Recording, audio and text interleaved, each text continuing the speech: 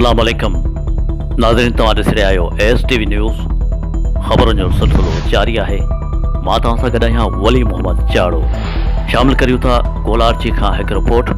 मौसमियात खाते पारां तेज़ तूफ़ानी बरसातुनि ऐं हवाउनि जे अकथीअ बैदि ज़िले इंतज़ामिया पारां हाई अलर्ट जारी कंदे सरकारी मुलाज़िमनि जूं मोकलूं रद्द करे छॾियूं, जॾहिं त गोलार्ची तालुके जे साहिली पटी 0 पॉइंट ते माहिगिरनि खे समुंड में वञण ते रोके छॾियो ऐं खेनि हिदायतूं कयूं आहिनि त समुंड में वेंदड़ माहिगिर शिकार खां पासो कनि। होॾां साहिली पटी जे रहवासियुनि मूजिबि हुकूमत रुॻो ऐलान त कया आहिनि, पर माहिगिरनि लाइ को बंदोबस्तु न कयो आहे। अक्सर माहिगिर पंहिंजा होड़ा समुंड किनारे बीहारे छॾींदा आहिनि।